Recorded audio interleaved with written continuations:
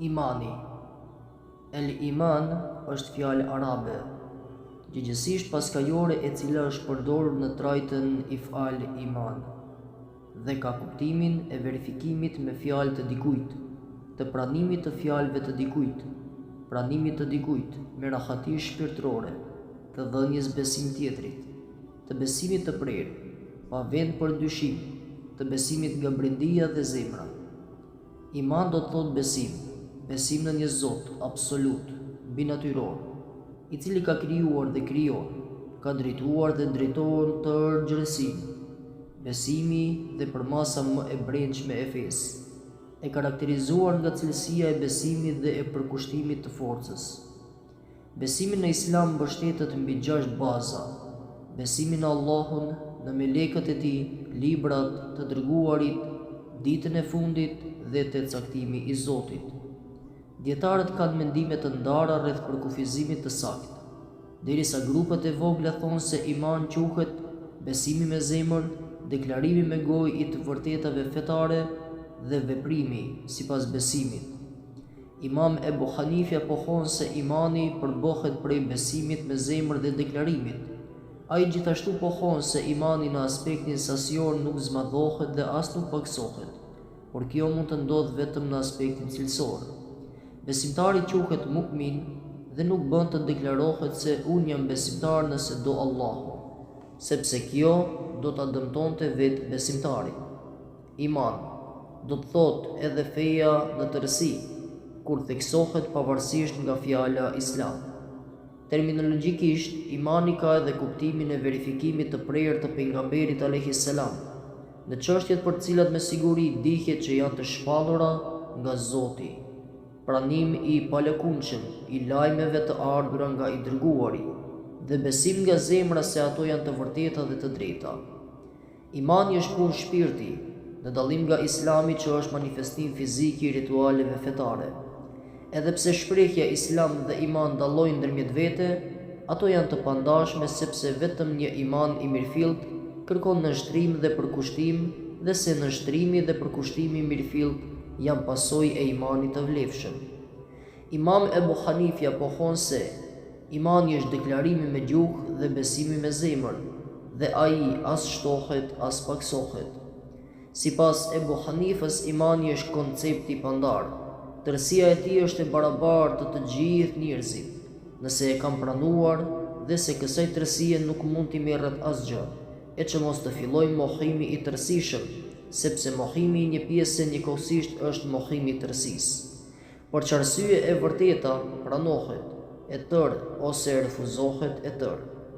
Sipas mendimit të Ebu Hanifës, imani përbohet prej njohjes, me'arife, bindjes, tasdiq dhe deklaratës, ikrar. Që imani i dikujt të bëhet i vërtet, përveç se duhet bazohet në dijen e padiskutueshme dhe i liruar nga dyshimi, korrektësia e saj dije duhet vërtetohet, kurse dëshmia duhet jepet me fjalë. Njëra nga këto vetvetiu nuk mjafton për imanin. Imam Ebu Hanifja gjithashtu mendon se imani nuk zmadhohet dhe as nuk paksohet, sepse besimi me zemër është shtyllë e besimit. Veprat nuk janë pjesë e imanit, por përmbajtje realizimit që do të shfaqet pas dëshmisë së besimit. Njeriu nuk beson në Allahun dhe dërguarin e tij për shkak se fal namaz ose agjeron, por përkundrazi fal namaz, agjeron dhe kryen detyra tjera për shkak se beson në Zotin dhe dërguarin e tij. Shumë shkolla sekte akaidore mendojnë se imani përbohet prej vërtetimit me zemër, deklarimit me gojë dhe veprimit të obligimeve fetare, sepse imani ka 3 komponentë të pandashëm: verifikimi, deklarimi dhe vepra. Personi që lë veprën nuk konsiderohet besimtar sipas këtyre mendimeve. Sipas disave prej tyre, sikur Ibn Taymije, nëse personi me këtë cilësi bën ndonjë mëkat, ai nuk zhvishet nga besimi, por ai e quhen besimtar mëkatar. Sipas kelamistëve të Ehli Sunnetit, shtimi dhe paksimi i besimit nuk është i mundur në çështje të cilat duhet besohen. Sipas Ebu Hanifës, shtimi i besimit mund të ndodhë vetëm me paksimin e mosbesimit, ndërsa paksimi i besimit mund të ndodhë vetëm me shtimin e mosbesimit. Është mendim i gabuar të thuhet se një person në të njëjtën kohë ai mund të jetë edhe besimtar edhe jo besimtar. Ihsani. El-ihsan është fjalë arabe. Nocioni ihsan është element i tretë në përkufizimin e islamit, krahas imanit, besimit dhe islamit praktikës. Ky nocion nga gjuha arabe do të thotë mirëbërësi, bukuri dhe paraqet dimensionin e brendshëm të fesë islame. Ihsan do të thotë përsosmëri veprash, e saktësimi tyre dhe është e kundërta e së keqes. Në fe, ihsan do të thotë zbukurimi së jashtëmës me ibadet dhe i së brendshmës me përkushtim të sinqertë. Ihsan vjen nga fjala husn, e cila tregon cilësinë e të qenit i mirë, i bukur dhe nënkupton çdo cilësi pozitive, virtytin, mirësinë, bukurinë, pamjen e pëlqyeshme, hijeshin, harmoninë, simetrinë, dëshirueshmërinë, me fjalë tjera, ihsani është dimensioni i brendshëm i bukur i fesë islame. Kjo shprehje dallon nga fjala e mirë, khajr, xhemal, e bukur, të cilat tregojnë të mirën, por jo edhe të mirën dhe të bukurën që mbulon fjala husn, të mirën pa premisa, përfitimi, pa synime interesi, e tjerë. Ihsani është gjendja më e lartë e arritjeve morale, synimi ka hemira, ka heshkëlqyera. Ihsani është shpjeguar me hadithin vijues: adhuroje Zotin sikur e sheh atë, nga se nëse ti nuk e sheh atë, ai me siguri të sheh ty. Ihsani është ashtu siç thotë urdhëron Kur'ani i Kerimi: bëju mirë të tjerëve ashtu si të ka bërë ty mirë Allahu. Kaptina El-Qasas, ajeti 77.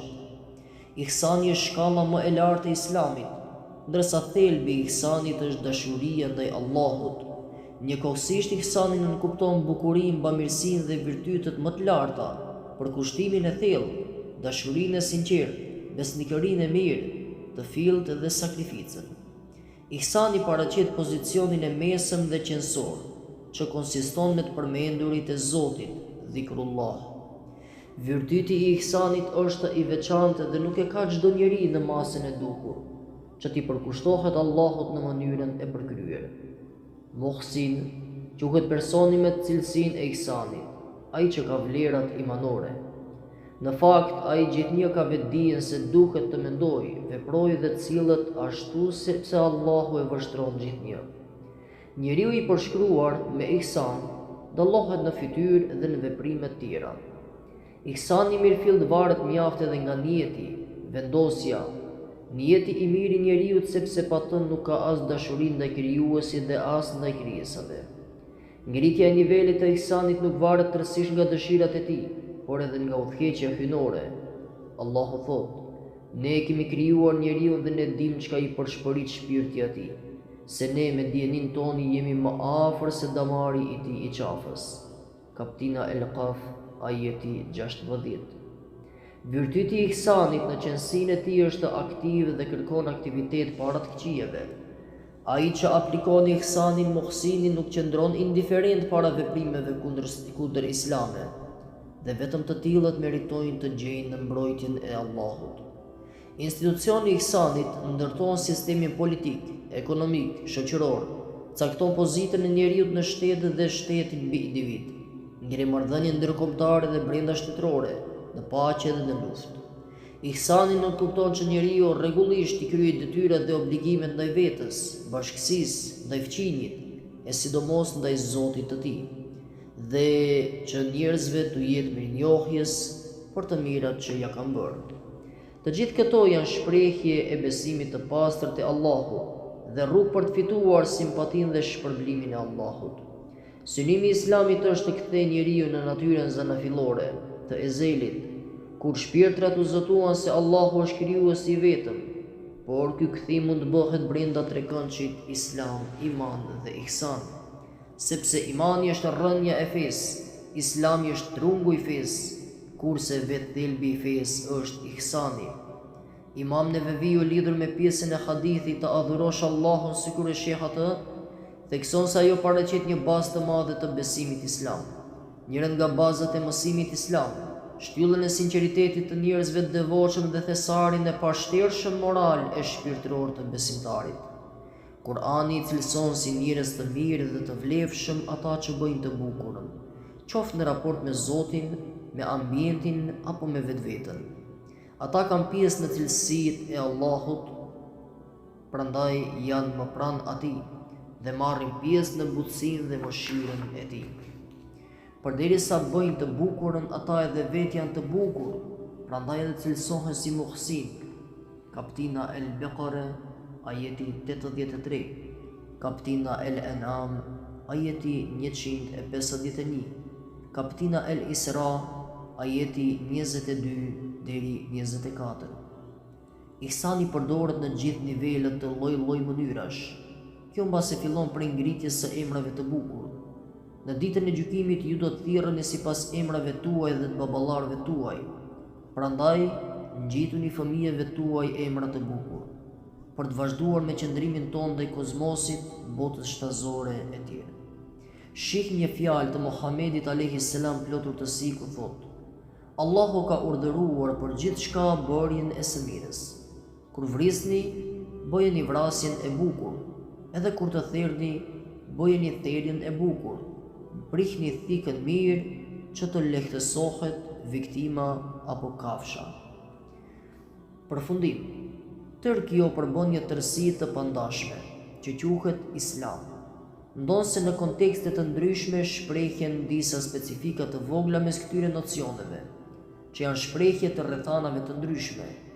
Edhe pse të gjithë pejgamberët i kanë të gjithë cilësitë pozitive, megjithatë Ibrahimi alayhis salam është profilizuar me virtytin e besimit, Musa alayhis salam me profilin e ligjit dhe Isa alayhis salam në profilin e rrugës.